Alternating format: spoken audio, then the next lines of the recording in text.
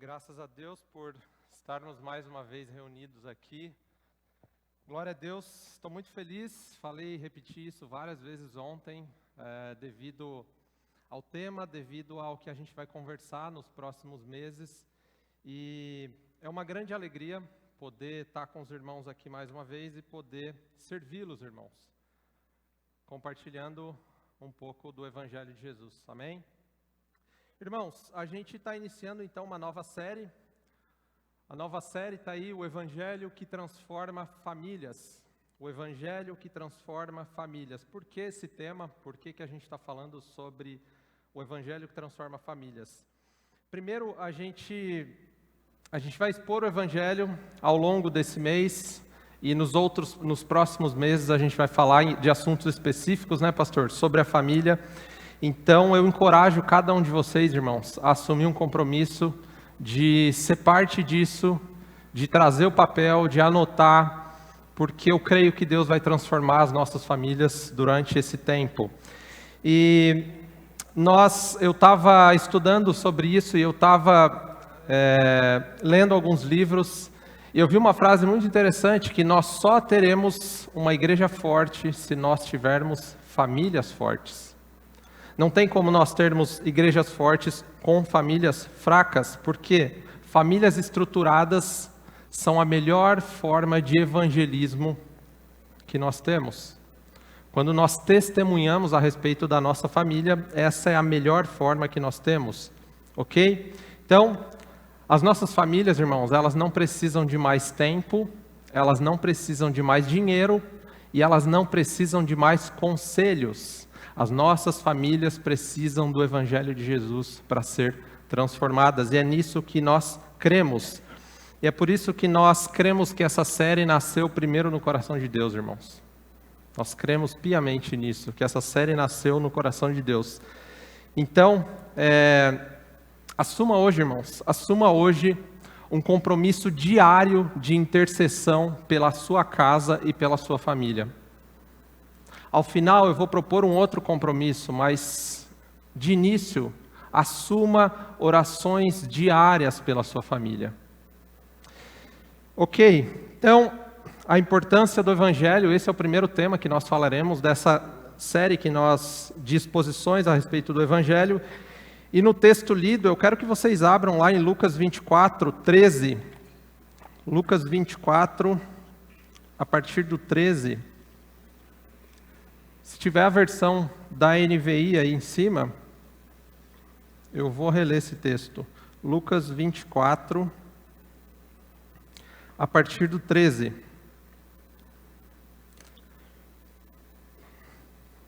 Todos acharam? Naquele mesmo dia, dois deles estavam indo para um povoado chamado Emaús, a 11 quilômetros de Jerusalém. E aqui tem algo interessante, irmãos. O texto conta o nome de uma pessoa só, de um dos discípulos, que é Cleopas. E o mais provável é que o segundo discípulo fosse a esposa de Cleopas. Não há relato sobre isso bíblico, mas há uma mulher que é conhecida como a esposa de Cleopas. Então, provavelmente, esses discípulos são uma família também.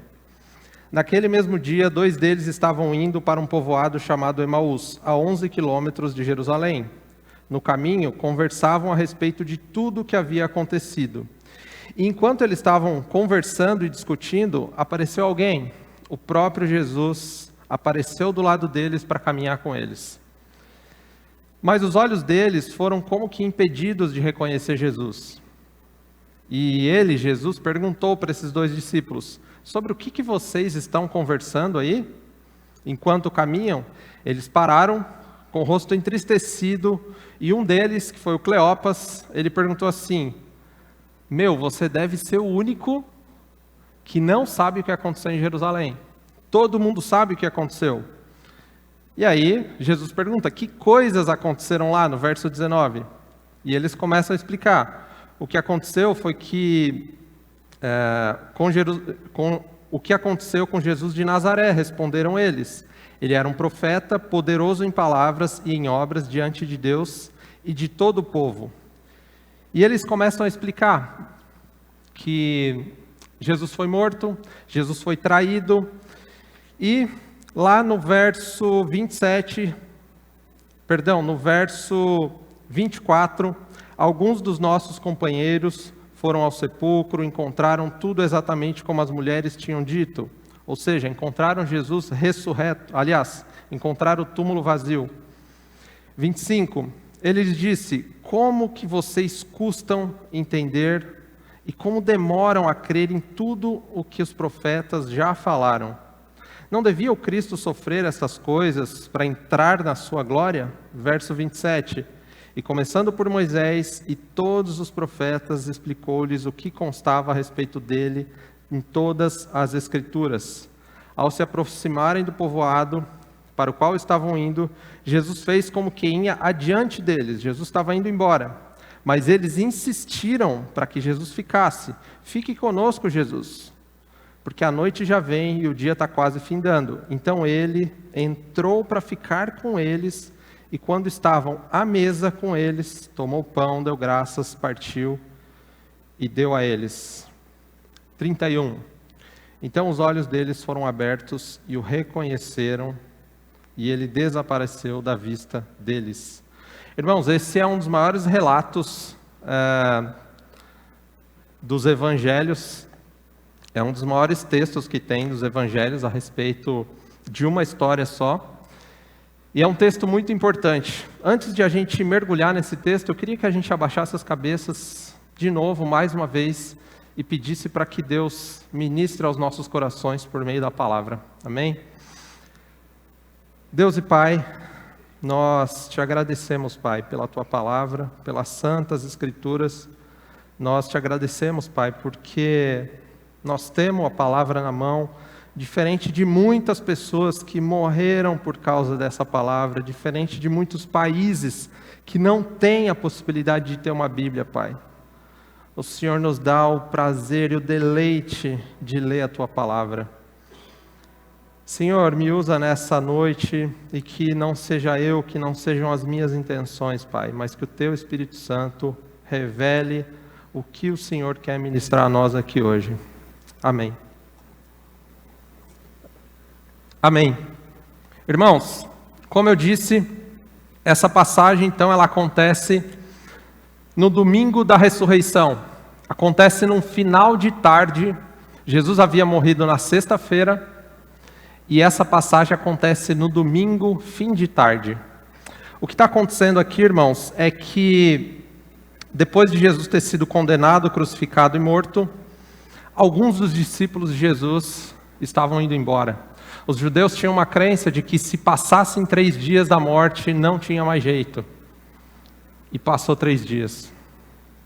Eles estavam indo embora, de volta para casa. Eles estavam tristes, indo embora para Emaús, a pé, 11 quilômetros de Jerusalém. E o texto demonstra que eles estão muito desapontados, que o Messias prometido não era tudo aquilo que eles esperavam que ele fosse. Eles esperavam que fosse um Messias poderoso, e esse Messias não era poderoso, ele morre. Só que acontece esse fenômeno, o próprio Jesus começa a caminhar do lado deles, e eles não conseguem reconhecer Jesus. E esse texto é muito valioso, ele tem muitas e riquíssimas verdades dentro dele, é por isso que eu quero mergulhar. E no início dessa série sobre família, a gente entendeu o que é que Jesus quer falar com a gente. Primeiro, eu queria falar uma coisa importante que a gente enxerga nesse texto, irmãos. Lá em Lucas 24, 21, olha só o que acontece. Eles dizem o seguinte: nós esperávamos que era Ele que ia trazer a redenção a Israel. Qual redenção que eles esperavam, irmãos? Eles esperavam um rei diferente, um rei forte, um rei político, que ia tomar o poder de Roma, que ia deixar, os judeus deixariam de pagar impostos. Esse era o grande rei que eles queriam. Então, nós esperávamos que era ele, mas não era ele. O povo judeu espera o Messias até hoje, mas esperava até então com grande expectativa. porque o Messias era o prometido para retomar a glória de Israel. E olha que interessante, os discípulos aqui claramente creem num evangelho diferente daquele que Jesus pregou. Eles esperavam um Messias diferente. E a pergunta é, e nós? Quando nós falamos de evangelho, quais são as nossas expectativas com relação a Jesus, com relação ao evangelho? Por que eu estou falando isso, irmãos?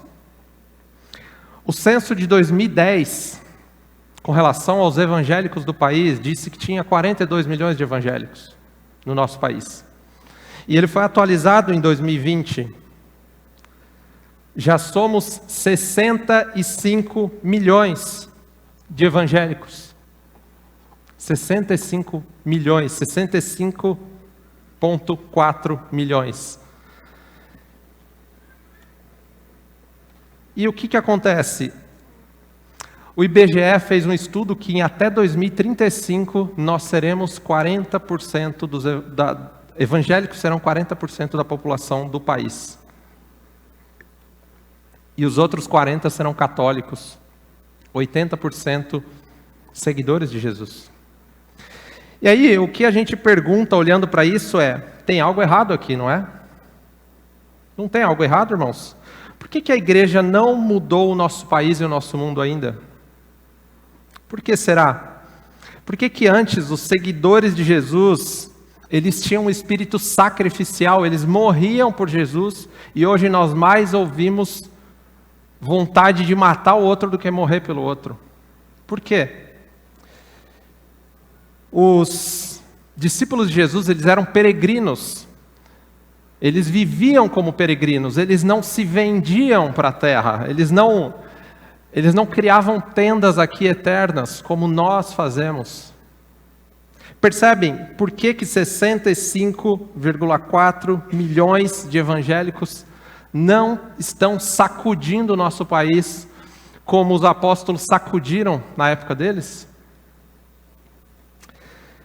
Muitos deles viviam em desertos, não tinham nada.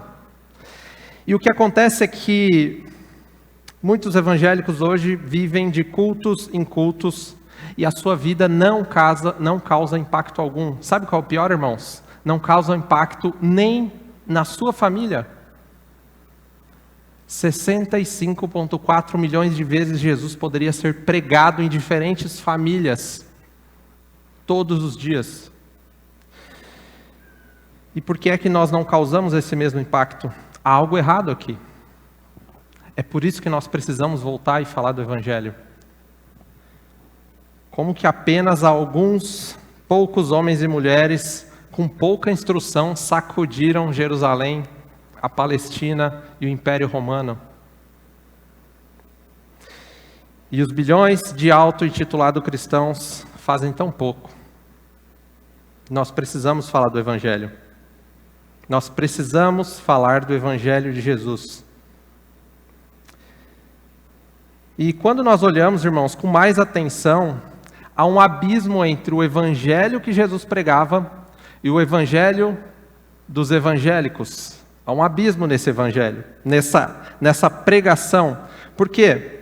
Nós cantamos, as igrejas do país cantam, pregam, dão dízimos, ajudam pessoas, mas muitas vezes é um evangelho parcial. E eu vou mostrar para os irmãos por que muitas vezes é um evangelho parcial. Não é o evangelho integral de Jesus. E, infelizmente, essa não é uma realidade de agora. Paulo já identificou isso. Olha o que Paulo diz lá em Gálatas 1, de 6 a 7, para uma congregação do primeiro século. Os irmãos da Galácia. Eu me admiro de que vocês estejam abandonando tão rapidamente aquele que os chamou pela graça de Cristo para seguirem outro evangelho que na realidade não é o evangelho de Jesus. E a preocupação de Paulo é tão grande que ele fala que, ainda que um anjo, pregue um evangelho diferente desse, que seja amaldiçoado. Percebe a importância que Paulo dá? Ele entendia que o cerne do relacionamento nosso com Deus e da vida cristã é o evangelho genuíno de Jesus. Paulo então entendia que Satanás, ele não precisava tirar você da igreja. Ele precisava que você cresce em Jesus e em mais alguma coisa. A gente falou um pouco sobre isso no podcast de quinta-feira, o sincretismo religioso. Como que a gente crê em Jesus, mas crê em mais alguma coisa. A gente não crê só em Jesus. A gente crê na nossa conta bancária. A gente crê no nosso trabalho, a gente crê nos nossos estudos, a gente crê na nossa capacidade. Nós somos barro. E é isso que falta um pouco na nossa mentalidade. Então, não se engane, irmãos. Satanás, ele não quer tirar você da igreja, ele quer que você creia no evangelho mais light, no evangelho que não é radical como os discípulos tinham. E se os irmãos pensam assim como eu já pensei por muito tempo, é fácil. Os discípulos viviam no tempo de Jesus. Eu vivo no século 21, eu tenho outras coisas, eu tenho família. Leia o livro Heróis da Fé, irmãos. Leia esse livro. Leia esse livro.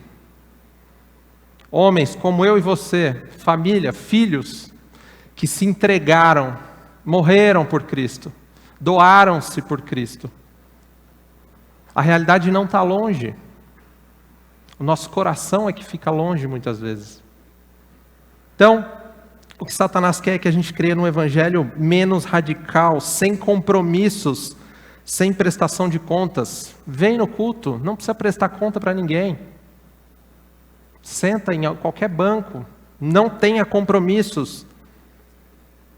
E muitos desses 65,4 pensam que conhecem as boas novas de Jesus e não conhecem. Muitas vezes as boas novas é assim: você precisa aceitar Jesus para ir para o céu. Meu querido, tem tanta coisa, não é aceitar Jesus para ir para o céu. Então você podia aceitar Jesus e morrer. A gente tem uma missão e é algo maravilhoso isso. Irmãos, vir à igreja ao domingo não é ser discípulo de Jesus. Vir à igreja ao domingo não é conhecer o evangelho de Jesus. E é por isso que esse texto revela algumas coisas muito interessantes. Porque eu vinha conversando com alguns dos líderes dos jovens e é muito comum, se eu perguntasse, se um amigo seu do trabalho hoje perguntasse, amanhã, segunda-feira, Sandrinha, me explica o evangelho. Hélio, me explica o evangelho. Eu quero entender o evangelho. O que é que nós responderíamos a respeito do evangelho? Ah, Jesus quer te salvar. Verdade. O que mais? Irmãos, o evangelho não é um assunto da Bíblia, ele é o tema da Bíblia. Se tem alguma coisa que a gente tem que saber assim da ponta da língua, é o evangelho. Então, é por isso que nós precisamos voltar ao evangelho, porque o evangelho não é um assunto útil. E nessa série nós falaremos sobre o evangelho de Jesus. E eu vou dar uma notícia para os irmãos. Muitos, talvez a maioria de vocês já sabem, o evangelho de Jesus ofende, constrange. E se ele não ofende, não constrange, ele não foi pregado, ele não foi falado. Porque o evangelho ofende. Amém? Nós cremos que na exposição do evangelho, Deus pode e vai transformar as nossas famílias. Amém? Segunda coisa que o texto nos mostra, irmãos. O evangelho presumido, uma ideia errada do evangelho te leva na direção errada. Olha o que diz em Lucas 24:13. Naquele mesmo dia, 2 deles estavam indo para um povoado chamado Emaús, 11 quilômetros de Jerusalém. Irmãos, sabe o que isso significa? Jesus acaba de ressuscitar. Jerusalém é simplesmente o momento mais importante da história da humanidade e tem 2 pessoas indo embora tristes para uma aldeia chamada Emaús. Qualquer ser humano daria tudo para estar naquele domingo em Jerusalém, no dia da ressurreição de Jesus. Porque Jesus ressuscita e fica com eles por 40 dias. Qualquer pessoa. E tem 2 pessoas aqui, indo embora para casa, tristes. demonstrando não conhecer o propósito da vinda de Jesus.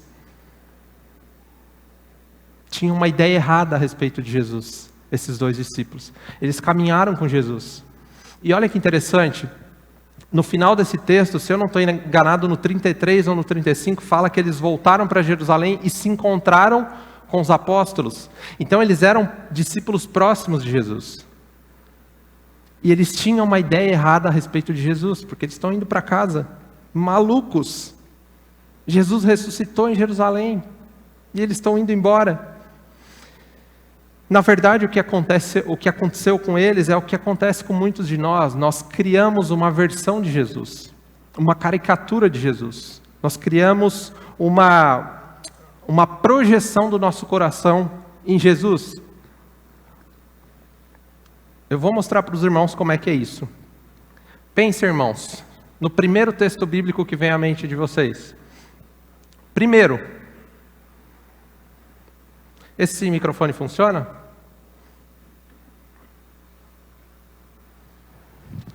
Primeiro texto que você lembra, Edilaeder, que vem. Amar a Deus sobre todas as coisas. Primeiro texto, irmão Batista, que vem à mente. Primeiro texto decorado. Conhecereis a verdade vos libertará. Boa.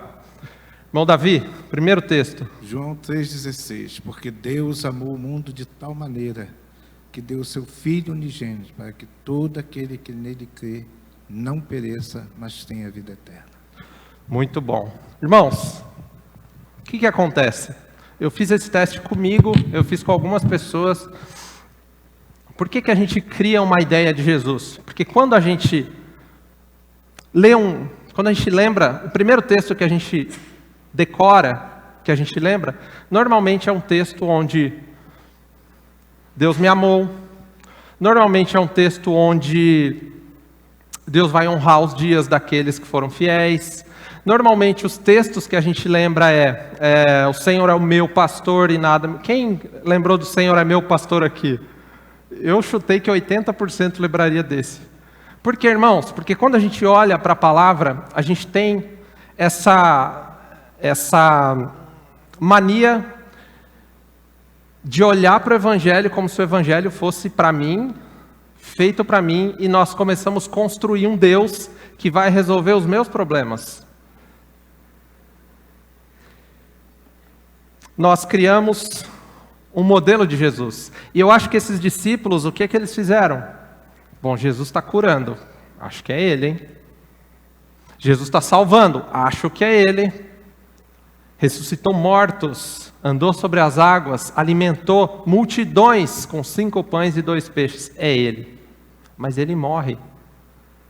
Ele não selecionou o texto de Isaías que fala que ele era servo sofredor. Ele só pegou aquele que diz que o Espírito do Senhor está sobre mim e me ungiu. Pregar boas novas, anunciar o dia da vingança do nosso Deus. Esse texto eles guardaram. E é por isso que eles estão voltando para casa, porque eles criam uma projeção do seu próprio coração sobre Jesus. E Jesus não é uma projeção do nosso coração. É por isso que o Evangelho é tão importante, irmãos. Nós precisamos mergulhar, senão a gente corre o risco de ter uma caricatura de Jesus. Parecido com Jesus, mas não é o Jesus da Bíblia. Que é um pouco do que a gente fazia, eu fazia quando criança na caixinha de promessas. Que eu inclusive roubava na caixinha de promessas, porque não era bem o que eu queria, eu pegava um segundo. Na minha cabeça até o terceiro valia. E eu saía abençoado. Mas isso é a gente criar um evangelho à la carte. É um evangelho da forma que eu quero.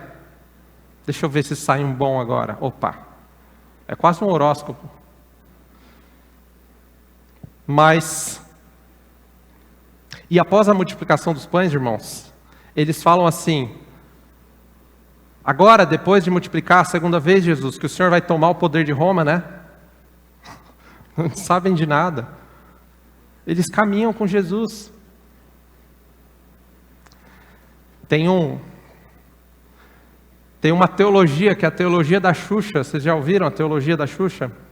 Tudo que eu quiser, o cara lá de cima vai me dar. Não importa o que você quer. Tiago manda a gente pedir até um coração que sabe pedir. Então, nós precisamos mergulhar para que nós não tenhamos uma ideia errada de Jesus e do Evangelho que nos leve contrários a Jesus, que nos leve para Emaús. Por quê? O Evangelho presumido é quando nós temos uma ideia errada de Jesus que nos leva para o lado contrário de Jesus. E aqui é que está o problema, irmãos. Nós vivemos e nós agimos como se todo mundo aqui na igreja conhecesse o Evangelho, e não conhece. Uma vez eu ouvi um pastor pregando, ele falou assim: irmãos, é muito triste o que eu vou falar, mas muitos de vocês aqui vão para o inferno, porque vocês não amam a Jesus. E a gente age como se todo mundo conhecesse o Evangelho, e não é verdade. É por isso que o Evangelho precisa ser pregado, precisa ser exposto. Eu brinco, eu acho que eu comentei isso no podcast, que uma vez uma pessoa falou assim: Deus vai me abençoar, tal, e era uma coisa... Eu falei: e se Ele não abençoar? Mas Ele vai. E se Ele não abençoar? Mas Ele vai.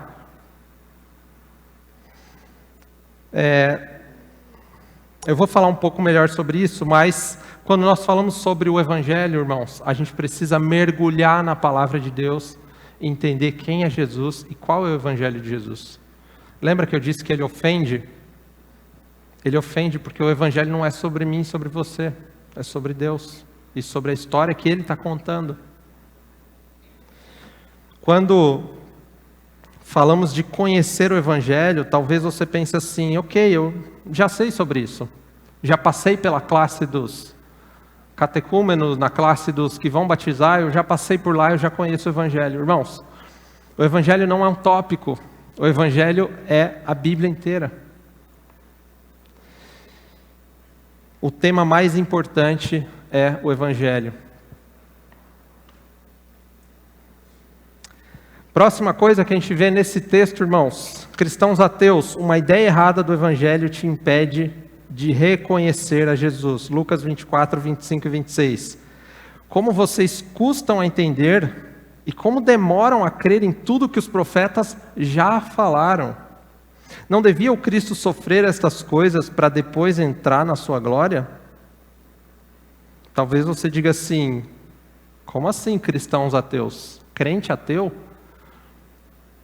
é aquele que acredita em Jesus, mas vive como se não acreditasse. Vive como se não cresce em Jesus. Jesus vai ao encontro deles, mas eles não o perceberam. E aqui eu creio que eles não só não perceberam, irmãos, porque os olhos deles foram impedidos. Eu creio que eles não o perceberam porque eles não viviam a partir do que ele tinha dito e do que as Escrituras diziam para eles. Jesus fala assim: como vocês demoram, vocês já sabem, está nas Escrituras. Eu falei que eu ia morrer. Quantas vezes Jesus fala que ia morrer? Muitas.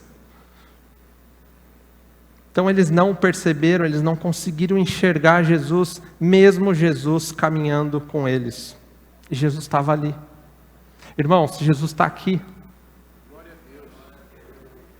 Jesus está aqui. Eu não estou falando isso porque eu estou vendo alguma coisa, não. É porque a palavra diz, Ele está aqui. Em nome de Jesus, irmãos, se nós crermos nisso, se nós nos colocarmos diante dEle pedindo transformação, tirando a nossa casca,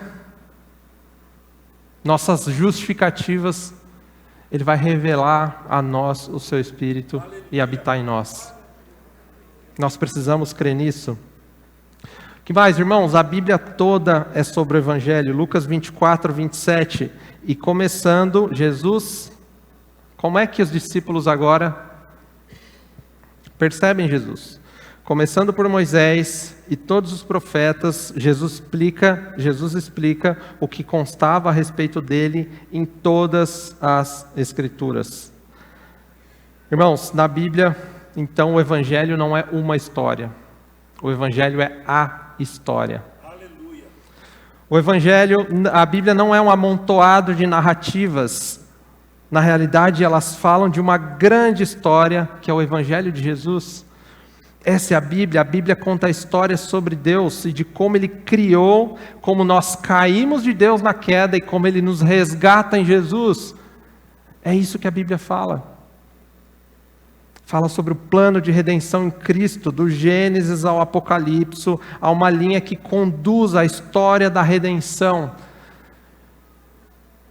Antes de Deus criar, Ele já sabia que nós pecaríamos. Antes de Deus nos criar, Ele já sabia que você não conseguiria. É por isso que Ele proveu um escape.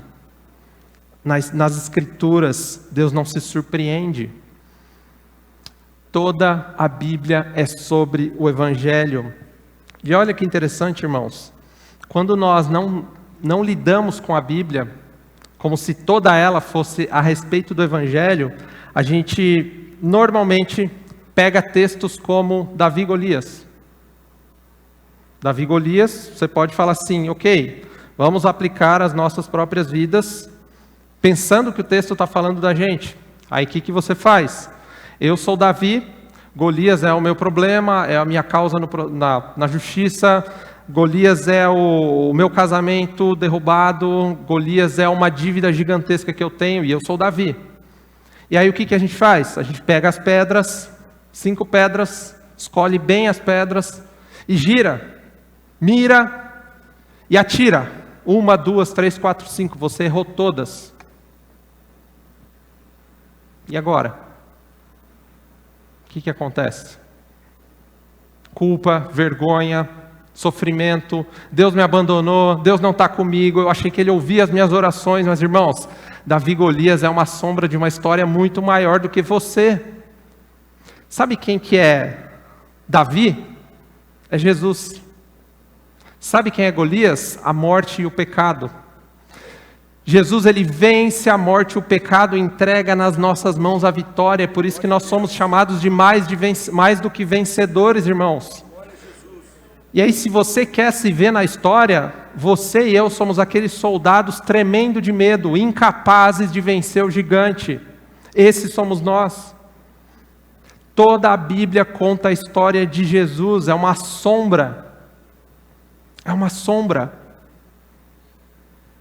A gente se coloca muito como centro das coisas. Eu vou vencer o gigante, eu vou pisar a cabeça da serpente. Irmão, não pisa a cabeça de serpente nenhuma. Quem pisou foi Cristo. Você não é santo, Cristo é. E Ele entrega a vitória na sua mão. A Bíblia inteira está recheada de Evangelho de Jesus. E é assim que a gente precisa ler a palavra de Deus. Ser tomado de gratidão. Porque Jesus já venceu na cruz do Calvário. Ele já venceu. Ele já venceu.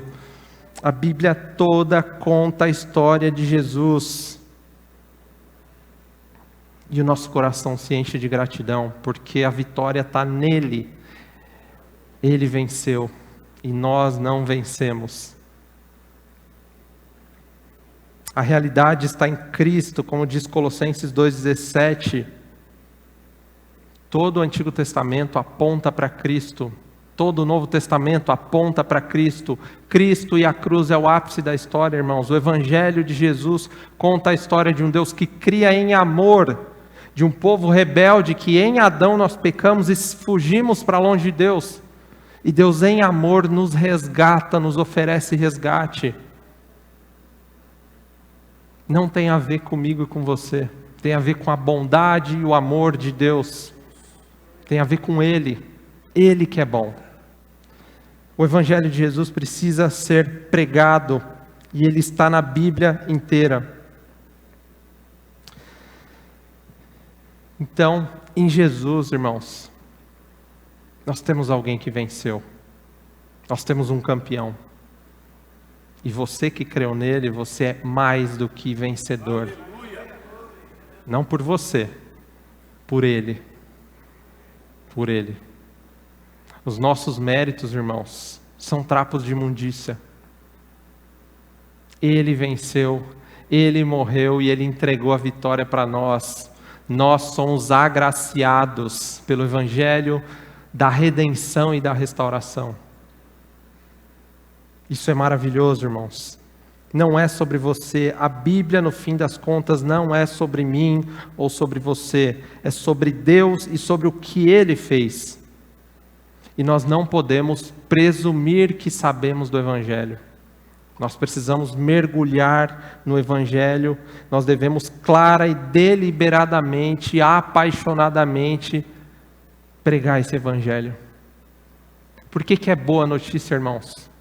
Porque, meu amigo, você não precisa mais ser escravo do seu pecado, você não precisa mais ser escravo dos seus maus desejos. Existe um novo rei, esse rei é Jesus, ele já venceu, ele já conquistou. Por que você anda escravo? Ele já venceu. E a Bíblia conta a história desse Deus. Todos os tesouros da sabedoria, da palavra de Deus estão em Jesus, irmãos. Sempre que você abrir lá em Gênesis, em Êxodo, em Levítico, em qualquer texto, procure Jesus lá, você vai achar. Em Isaac você acha Jesus, em Abraão você acha Jesus. Porque era uma sombra que haveria de vir. Jesus completa essa história de redenção, irmãos. O Evangelho conta essa história, a história de Jesus. Toda a estrutura sacrificial, tabernáculos, bois, bezerros, tudo era uma sombra do que haveria de vir. E eu acho maravilhoso a linguagem do apóstolo Paulo, quando ele fala que Jesus, por meio do Espírito Santo, tabernaculou em nós. Vocês lembram o que era o tabernáculo? Aquele mover de Deus dentro de uma tenda? Pois é, agora, por causa de Jesus, você e eu podemos ser esse tabernáculo. Movidos, cheios do Espírito Santo.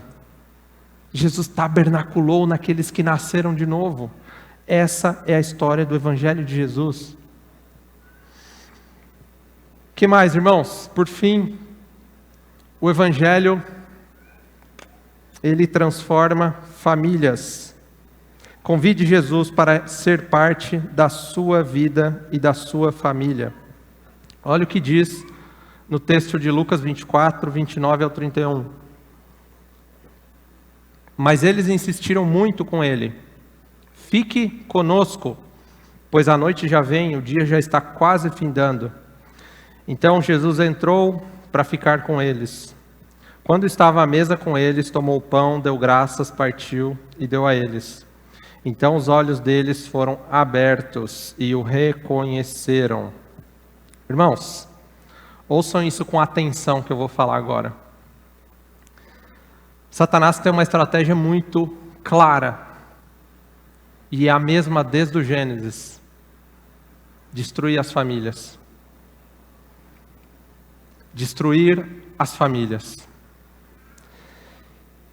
E é interessante pensarmos e mergulhar sobre isso, que a destruição da família não é só vícios de droga, não é só divórcios, é também, não é só bebida, não é só isso, não é só morte.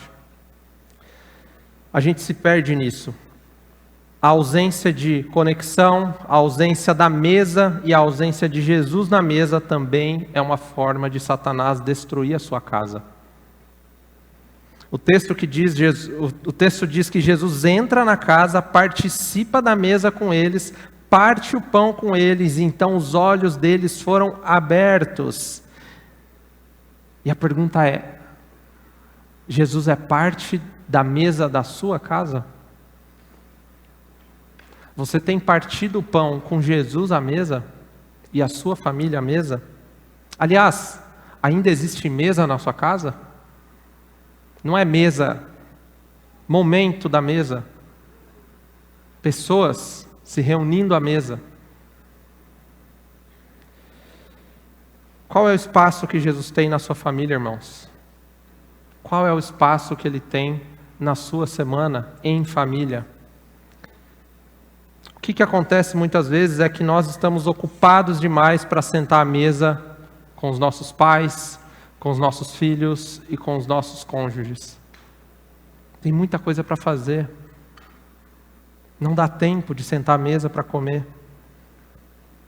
Pais e mães, Seus filhos estão na presença e recebendo ataques de inimigos todos os dias.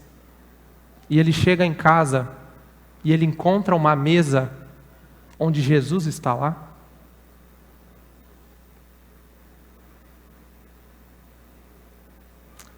A segurança da mesa onde Jesus está, a transformação. Nós precisamos convidar Jesus para ser parte da mesa. A mesa pode ser o púlpito do seu lar. O povo de Israel, irmãos, conquista Canaã. A promessa, a grande promessa do povo de Israel.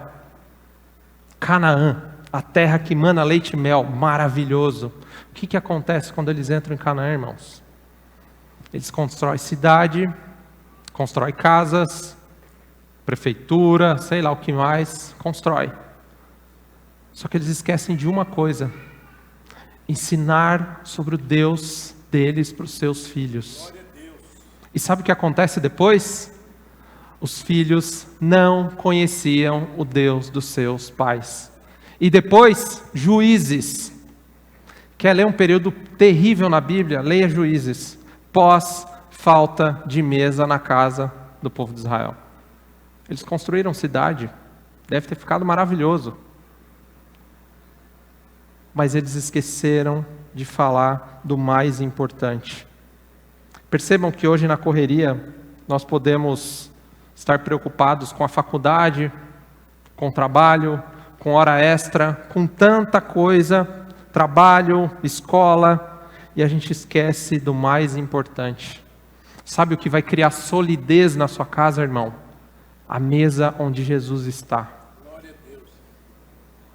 Trabalho põe dinheiro? Põe. A gente precisa estudar? Precisa. Mas não negligencie Jesus.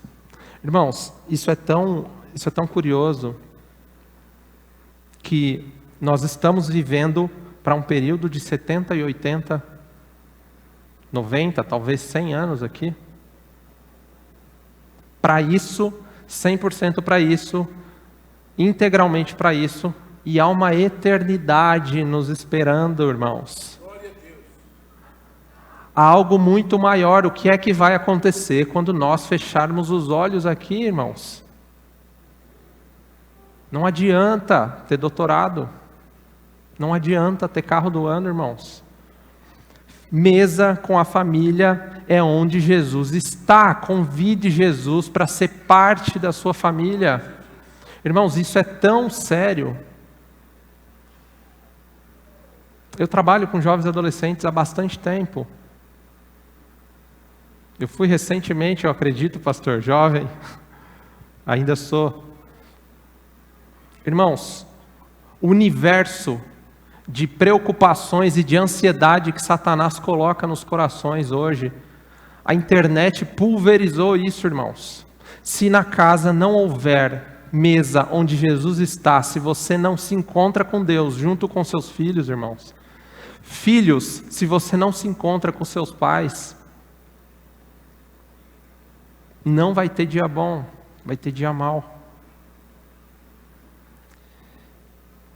Sabemos dos impactos negativos da ausência de pais. Eu não sei o número, mas tem uma porcentagem muito grande de famílias sem pais. Mas sabe qual é o fenômeno que mais acontece? Famílias ausentes de pais, onde os pais estão dentro de casa. Não convidando Jesus à mesa, não reconhecendo Jesus, mesmo estando na igreja, irmãos. O texto aqui que nós lemos, eu estou falando de discípulos que caminharam com Jesus. Caminharam com Jesus. Provavelmente curaram pessoas. Mas em dado momento, por causa das expectativas erradas que eles tinham sobre Jesus, Jesus vai conquistar o poderio e vai dar para a gente uma vitória, assim, derrubar o templo. Jesus não falou que ia derrubar o templo? Cadê que ele derrubou o templo? Em 3 dias? Não derrubou. Os próprios discípulos aqui, que conheceram e caminharam com Jesus, com as expectativas erradas deles, não reconheceram Jesus. Porque a história não era sobre eles, a história é sobre ele, sobre Jesus, e a vitória era muito maior do que ele imaginava. Então, famílias ausentes de pais presentes. Irmãos, eu quero no final aqui fazer um compromisso com os irmãos, para que a gente devolva à nossa casa o tempo com Jesus. A gente precisa falar disso. Pais ausentes causam tão mal quanto pais presentes e ausentes ao mesmo tempo. Lidere a sua casa, irmão. Lidere a sua casa. Nós, biblicamente, não fomos chamados para prover só comida, bem-estar e escola para os nossos filhos. Nós fomos chamados para ensinar sobre o Deus que nós conhecemos, para que nós não experimentemos períodos de juízes. Nós fomos chamados para ensinar sobre caráter e fé, a fé dos nossos filhos. E a pergunta que eu faço hoje para os irmãos é: quem tem guiado o seu coração? Quem tem guiado a sua família? Quem tem pastoreado a sua família? Porque se Jesus não senta à mesa, alguém senta. Quem que é? É um youtuber? É a internet? Quem é? Nós precisamos assumir essas rédeas, irmãos. Eu não estou falando aqui de conhecimento, eu estou falando de rendição. Rendição. Precisa haver comunhão ao redor do Cristo. Precisa haver comunhão na sua família. Filhos, você precisa dos seus pais. Você precisa da sua família. Nós, jovens, adolescentes, a gente vive como se a gente fosse eterno. Mas a gente não é eterno. Convide Jesus para ser parte da mesa da sua casa. Convide Jesus para sentar à mesa. Nós precisamos que Jesus transforme os nossos corações e as nossas famílias. E para a gente concluir, eu tenho feito uma oração diária, irmãos, pela nossa filha, Clara. Ela vai fazer 11 meses. E eu tenho pedido para que Deus dê saúde para ela, para que Deus dê crescimento para ela, mas todos os dias eu peço para que ela não ame nada mais do que Jesus. Eu oro pelo casamento da Clara, eu oro pelo trabalho da Clara. Mas a minha oração é: Deus, nada pode ser maior do que o Senhor no coração dela. E sabe qual é a pegadinha disso? Eu posso orar todos os dias isso, mas se eu não me sentar com ela no chão, eu não ler as Escrituras, eu não orar por ela, não plantar, o que é que eu estou esperando colher? Irmãos, Deus deu o ar que você está respirando agora. Ele deu as pernas que você veio aqui hoje. Ele dá vida para você. Sabe para quê? Para você devolver em adoração. É isso que a Bíblia fala. Devolva parte do seu dia em adoração a Deus. Transforme o seu café da manhã de 5 minutos em um altar de adoração. Ore pelos seus, ore com os seus. Irmãos, o poder de orar junto com alguém, o poder que há nisso, Convide Jesus para ser parte da sua mesa.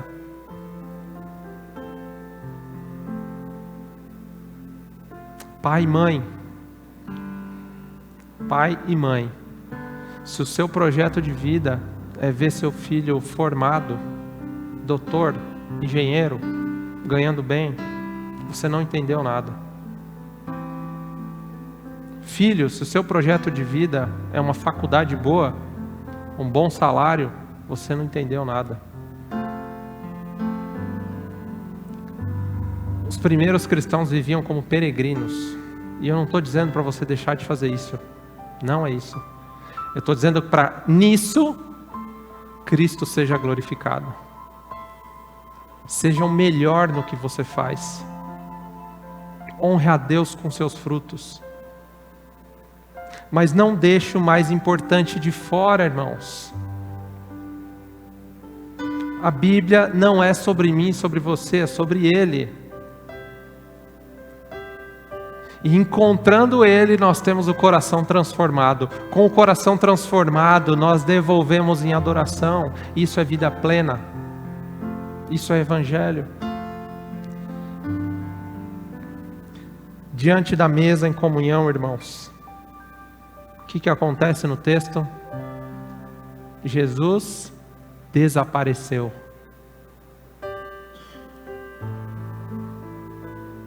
E eu faço uma leitura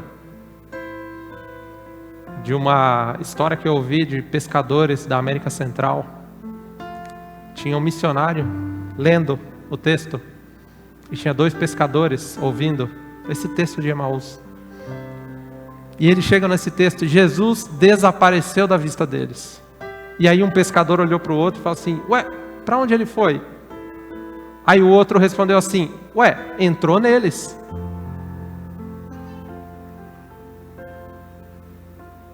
Isso não é teologia.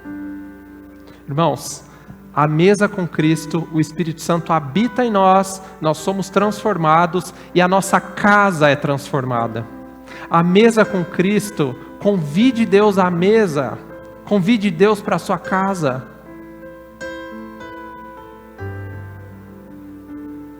Jesus quer entrar em você, Ele quer fazer morada em você.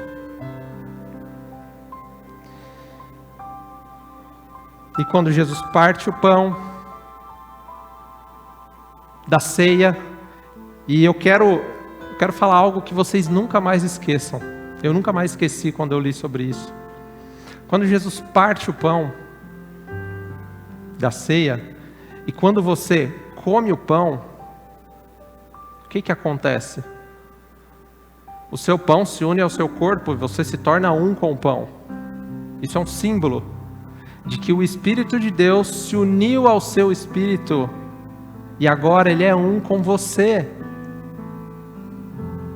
Você recebeu um novo coração. A ceia representa um milagre que já aconteceu interiormente no nosso coração.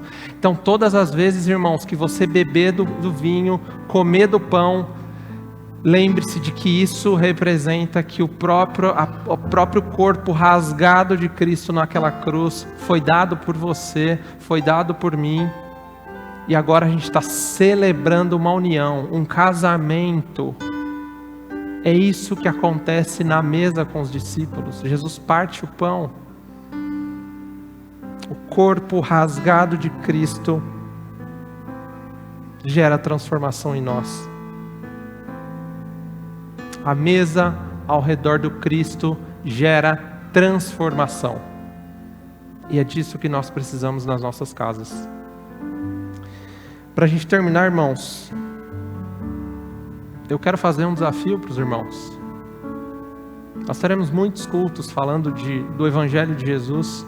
Nós seremos confrontados muitas vezes. Mas eu quero fazer um desafio para os irmãos. Coloque Jesus no lugar que Ele merece na sua casa. Faça Deus parte do seu dia. Eu não sei como.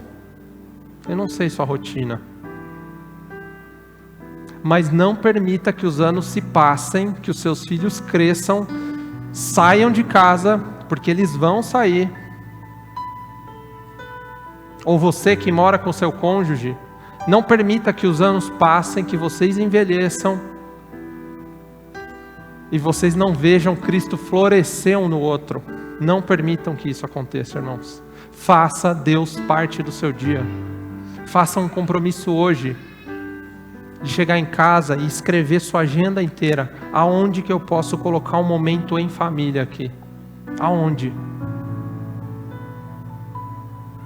Glorificar Cristo tem a ver com integralidade, não com vir à igreja no domingo só. Esse texto então finaliza com Jesus partindo o pão, Jesus à mesa, com discípulos que supostamente conheciam o Evangelho, supostamente saberiam o que iria acontecer, mas não sabiam. Mas Jesus é misericordioso. Vamos ficar de pé. Irmãos, eu prego esse Cristo porque Ele é misericordioso.